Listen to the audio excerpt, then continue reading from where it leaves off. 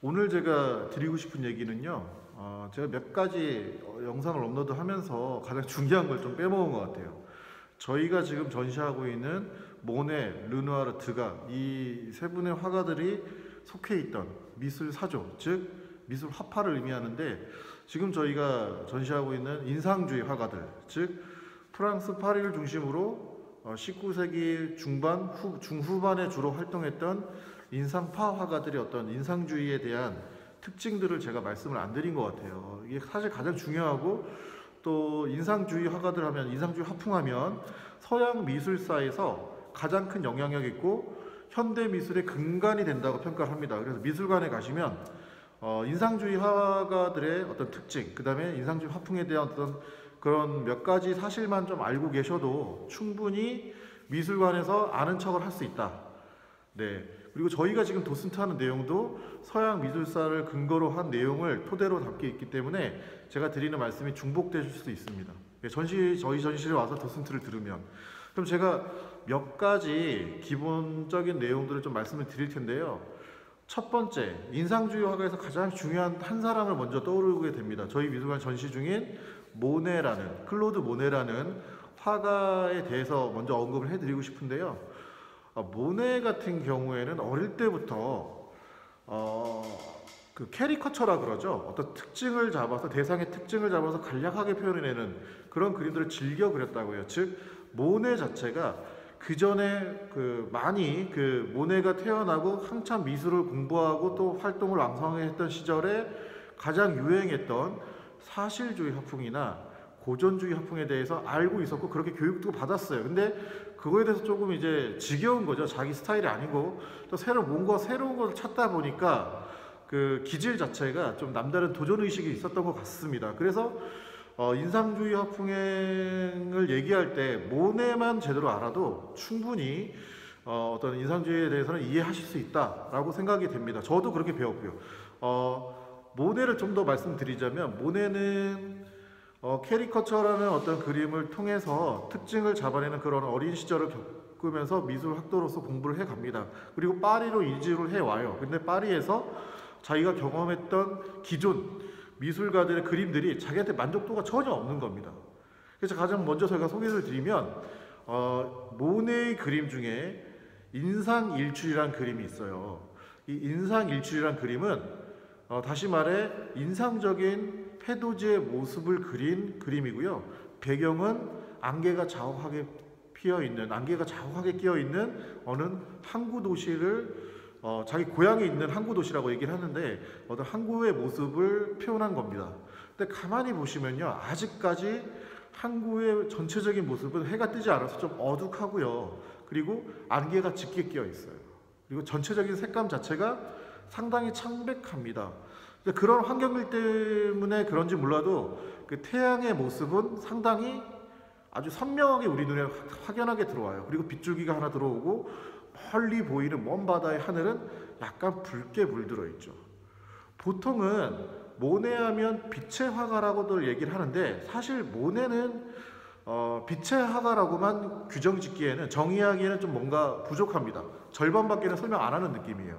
이 인상일출이라는 그림을 보시면 전체적인 색감 자체가 되게 창백합니다. 그리고 공기와 물, 그 바닷물의 어떤 차이가 없어요. 대기와 바닷물의 차이가 거의 같은 톤의 아주 창백한 색감을 쓰는데, 저는 이렇게 생각해요. 이 바다 항구에 있는 바다의 냄새, 그리고 그때 그 시간에 느낄 수 있는 어디 바다의 차가운 공기, 이 모든 것, 대기 중의 모든 것들을, 인간이 느낄 수 있는 모든 것을 다 그림 속에 표현하고자 했다. 그리고 실질적으로 눈에 보이는 모습들, 빛의 움직임, 그리고 빛이 멀리 있는 빛과 가까이 있는 빛의 어떤 특징들을 잡아내서 그리지 않았나, 저는 이렇게 생각을 합니다.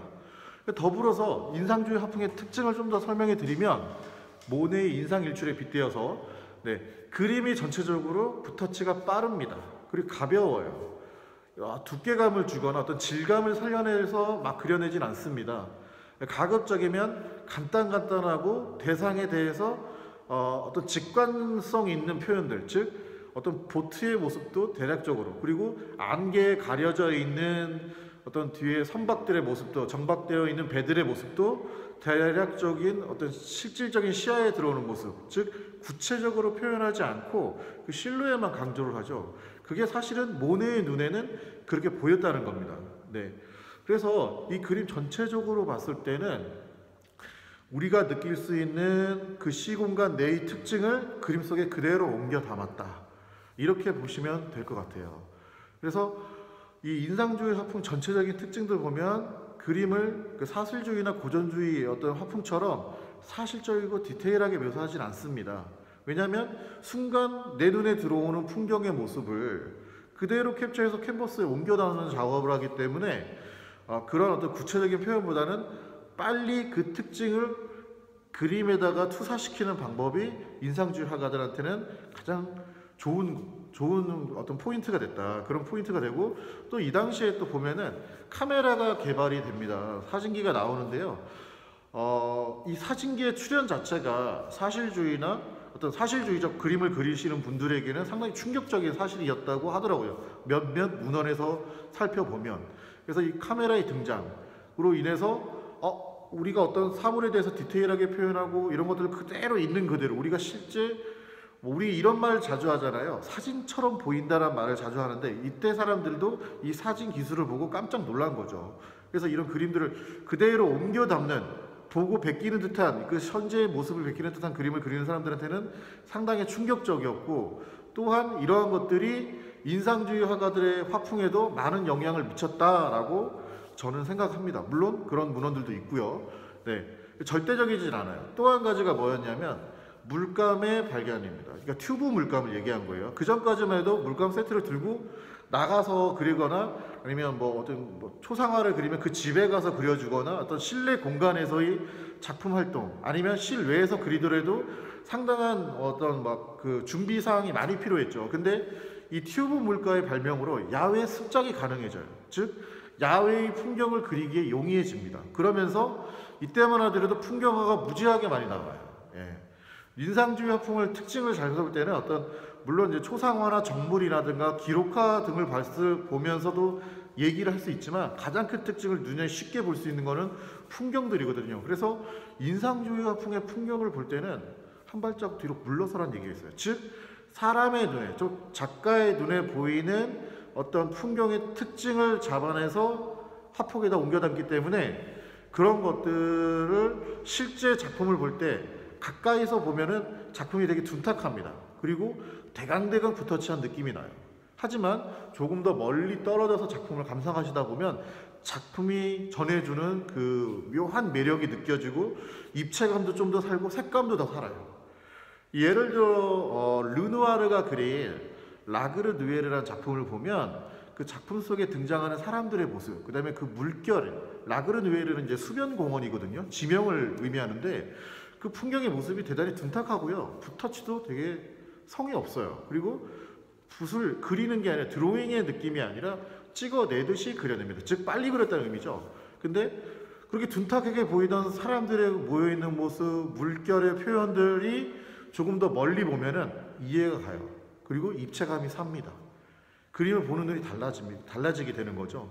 그래서 인상주의 화풍, 특히 풍경화는 좀 멀리 보시고 그 다음에 표현을 가급적이면 간략하게 했다. 왜냐? 내가 보이는 풍경이 주는 아우라를 그대로 그 느낌을 살려서 캔버스에 옮겨놨기 때문에 그게 인상주의, 즉 임프레셔니즘의 기본이 된다. 이렇게 보시면 되고요. 모네나 르누아르의 그림을 보면 그러한 풍경화들이 상당히 많이 있습니다. 제가 인상주의 관련한 영상은 좀 더 업로드를 해드리도록 하겠습니다. 이 첫 번째 영상이라고 보시면 되고요. 오늘도 즐거운 하루 보내시고 앞으로도 더 많은 컨텐츠 준비하도록 하겠습니다. 안녕히 계세요.